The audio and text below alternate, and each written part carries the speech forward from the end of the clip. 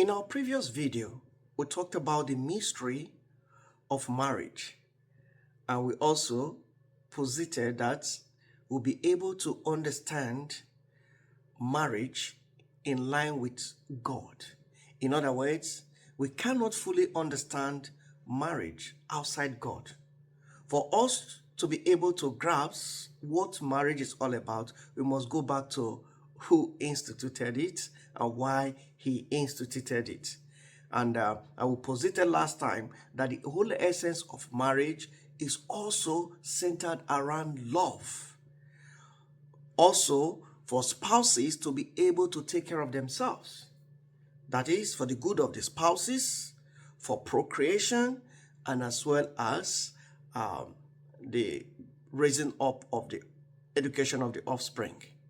Okay, so today we'll be looking at the church's teaching, the Catholic Church teaching on marriage. Okay, so there are two things that stands out in the theology of the church's teaching. The first is covenantal and the second is sacramental. So the marriage for the church, marriage is a covenant and a sacrament. So that is why I just summarize it to say, okay, marriage is a covenantal and sacramental what? Bond. Okay, so along the day, by the end of the day, I'm going to give you the definition of marriage according to the church. Okay, so but I want you to understand that these are the two principles. What you need to know about marriage, these are the two key principles that you need to know about the church marriage. Is built on, it is covenantal, and as well as it establishes what? A sacramental bond. Okay, now the first. Now, what do we understand? What is this covenantal bond all about? So one thing I want us to understand is that marriage is first and foremost a covenant. Okay? It's first and foremost a covenant. It is a sacred and irrevocable bond between a man and a woman established by God himself. You remember the Genesis story of creation, how God created man in his own image and likeness. Okay, how in the second narration story, how when God created man and discovered that he needed a helpmate, and he made man to fall asleep, and he took a rib from the side and formed a woman. Okay, we are told that when the man saw the woman, he exclaimed, "At last, this is the bone of my bone and the flesh of my flesh." And immediately he named her woman. Okay, and woman, the meaning of woman means taken out of man. Okay, so from there you see that there is already a bond established. There is already a bond established by God himself. Okay, so the next thing I want us to pay attention to is the church's marriage. In the church's marriage is not just a mere contract. It's just like a contract you just go to the court to sign. It is more than that. So it is a covenant. So it also involves some kind of vows, some kind of promises, some kind of obligation in relation with God. Okay? And it is this covenantal relationship is divinely instituted, okay, by God. So God wants man and a woman to live together in love. Now let us look at some of the features of covenantal nature of marriage. What does it entail? The first is it is rooted in God's plan, as we see in the creation story. as I mentioned, you can read Genesis chapter 1, verses 27 to 28, okay? Or you can read Genesis chapter 2, verse 24. Then the second thing I want you to understand is marriage is a model of God's covenant with his people. Just the way God had that relationship with the people of Israel of old, that covenantal relationship, promising his people to be with them. Okay? So that is how marriage is also, that's the nature of the covenantal marriage also what have. Also, marriage also involves total self-giving. Total self-giving. So what this means is that each couple, they are called to give themselves completely to one another. It is not one-sided. So not the case that, the woman is not loving the man or the man is not loving the woman. They are called to love themselves together. The last is of marriage, nature of marriage is unity and indissoluble. What that means is that because God himself is the author of the marriage covenant, the bond cannot be broken. That which has been established by God with the man and a woman, cannot be broken by any human being. And this explains why the scripture says, what God has joined together, man must not separate. That we can see in Mark chapter 10, verse 9. What God. So that's unity. So this is very key in marriage. That is why you see the Catholic Church marriage. Some people say, once you enter, you can't come out.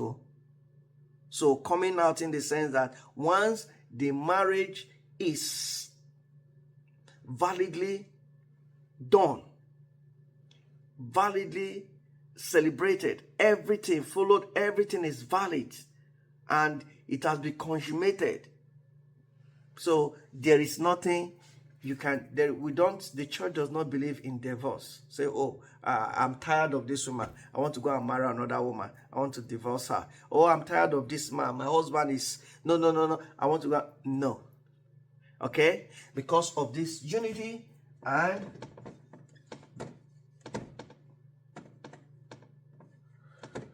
indissoluble.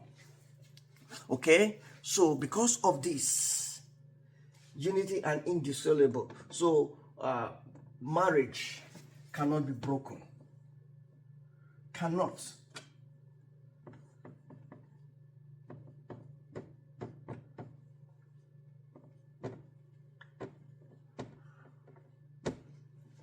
So once this marriage is contracted, it cannot be broken because it is a covenantal marriage and God is at the heart of it.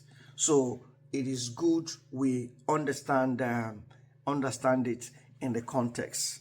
Okay?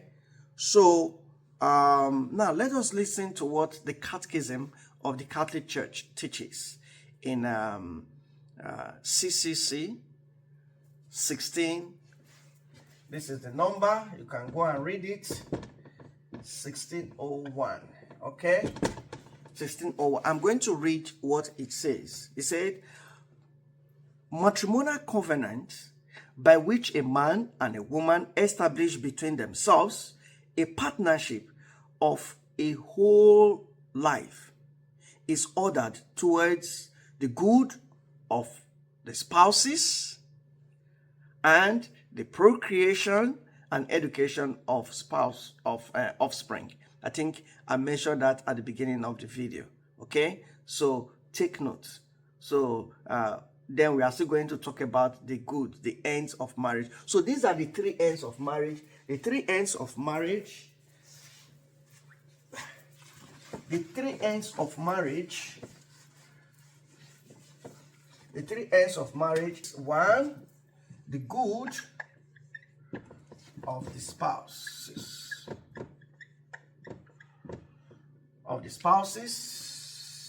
Two, procreation. 3, education of the offspring.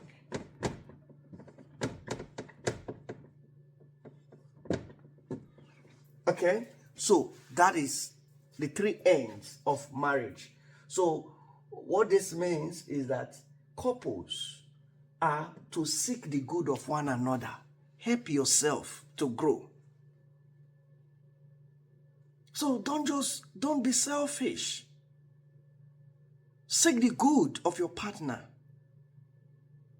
So the marriage is not just all about also just giving birth, which is procreation, but also try to help one another to achieve your goal in life, your mission in life, and also help one another to grow in faith and the love of God. And this explains why in the church's theology, this sacrament called matrimony is the sacrament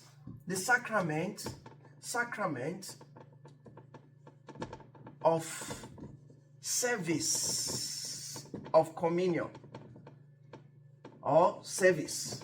So they are called to serve one another in marriage. So along the line, we are still going to talk about that, so that you understand what it takes to serve yourself in marriage. Okay, so having looked at this, so we'll move on to the second aspect. We'll look at the second aspect, which is we have looked at marriage as a covenant. Now let's look at marriage as a sacrament. Marriage as a sacrament. Now, the church teaches that when 2 baptized persons freely entered into a valid marriage, Christ elevates their union to the dignity of a sacrament. You see that? When 2 baptized persons decided, they have agreed freely without coercion, say, oh, we have agreed to enter a valid marriage. So once the marriage is valid, Christ has elevated that union to the dignity of sacrament. This means the marriage becomes a visible sign of God's invisible grace. So it offers a visible what?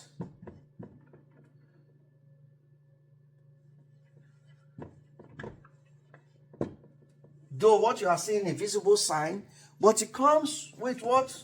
Of God's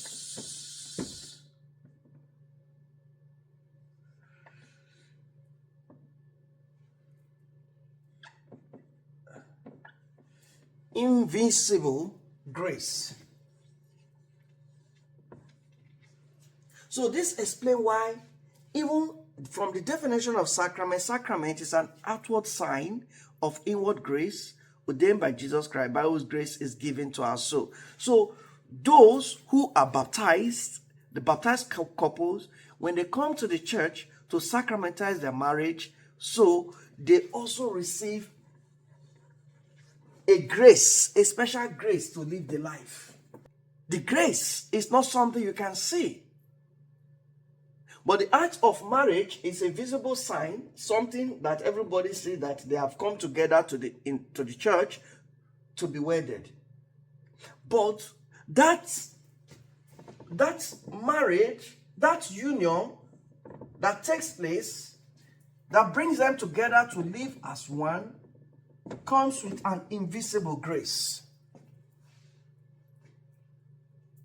An inward grace to the couple to be able to live their marital life and their vows. Okay, now let us look at, so in this sacramental marriage, I would say 2 things stands out, which I mentioned there. One, you can reduce it to what? Outward sign. Outward signs, which is visible, something you can see. And two, inward grace, which is invisible grace, something you cannot see. Okay? Okay, the third is that this sacrament is instituted by Jesus.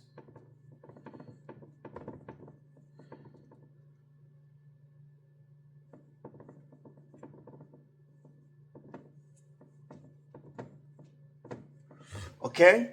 All right. So now let us look at some scriptural foundation for this sacramental marriage. Remember the story of the wedding feast at Cana in John chapter 2, verse 1 to 11?